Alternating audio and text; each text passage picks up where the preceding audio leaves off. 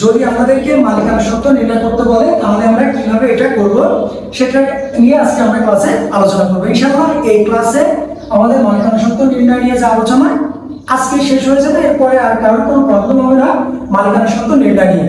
মালিকানা সত্ত্ব যখনই আমাদেরকে নির্ণয় করতে বলবে, প্রথমত আমরা জানি কোনো কিছুর পরিমাণ নির্ণয় করতে বললে অ্যাকাউন্টিং এ হিসাব বিজ্ঞানে আমরা একটা সফটওয়্যার বলি, সেটা হচ্ছে তারিখ, বিবরণ, টাকা, টাকা। এই সবটা কাটার পরে আপনি উপরে অবশ্যই লিখবেন যে মালিকানা সত্ত্ব নির্ণয়। এরপরে দেখেন তারিখের ঘরে তারিখ বসবে, বিবরণের ঘরে আমরা বিবরণ লিখব এবং টাকার ঘরে আমরা টাকা লিখব। প্রথম যে টাকার ঘরটা এখানে আমরা ক্যালকুলেশন করে টাকা লিখব এবং দ্বিতীয় নম্বর ঘরে আমরা ফাইনাল টাকাটা লিখব, মানে যেটা আমাদের অ্যানসার এসে দাঁড়ায়। মালিকানা সত্ত্ব নির্ণয় করতে গেলে প্রথমে আমাদেরকে আনতে হবে হচ্ছে মূলধন। প্রথমে কি আসবে? মূলধন। মূলধনের টাকা আমরা প্রথমবারে লিখব।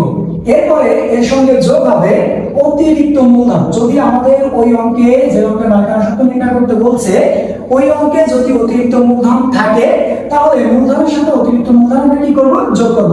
মূলধনের পরে ওই ঘরে অতিরিক্ত মূলধনের টাকা লিখব, লিখে যোগ করে আমরা এই নিচে বসাবো। এরপরে ওই অঙ্কের যত আয় আছে সকল আয় কি হবে? যোগ হবে। আয় সমূহ কি হবে? যোগ হবে। কার সঙ্গে? মূলধন অতিরিক্ত মূলধনের সঙ্গে। কখন? যখন আমাদের মালিকানা সত্ত্ব নির্ণয় করতে বলবে। তাহলে মালিকানা সত্ত্ব নির্ণয় করতে বললে সকল ধরনের আয় কি হবে? যোগ হবে। এই যে আয়ের টাকা আমরা লিখলাম, এখানে সকল জায়গায় আমরা কি করবো? আয়ের টাকা লিখবো, সকল আয়। এবং আয়ের টাকা আগে থাকতে পারে, পরে থাকতে পারে, যেখানেই থাকুক আমরা কি করবো? সেটা লিখবো। এরপরে যত ধরনের ব্যয় থাকবে সকল ব্যয় আমরা কি করব? বাদ দিয়ে দিব। যত ধরনের ব্যয় সকল ব্যয় আমরা কি করব? বাদ দিয়ে দিব মালিকানা সত্ত্ব নির্ণয়ের ক্ষেত্রে। এবং লাস্টে যদি আমাদের উত্তোলন থাকে, উত্তোলন আমরা কি করব? বাদ দিয়ে দিব। উত্তোলন বাদ দিয়ে যা থাকবে সেটাই হচ্ছে আমাদের মালিকানা সত্ত্ব।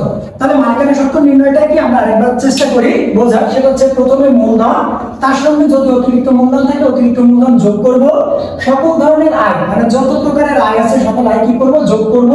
ব্যয় থাকলে সকল ধরনের ব্যয় বাদ দিব এবং যদি উত্তোলন থাকে উত্তোলন বাদ দিব। দেওয়ার শেষে যা থাকবে আমাদের হাতে সেটা হচ্ছে মালিকানা সত্ত্ব। আশা করি মালিকানা সত্ত্ব নির্ণয় নিয়ে আর কারো কোনো প্রবলেম থাকবে না। ভালো থাকবেন।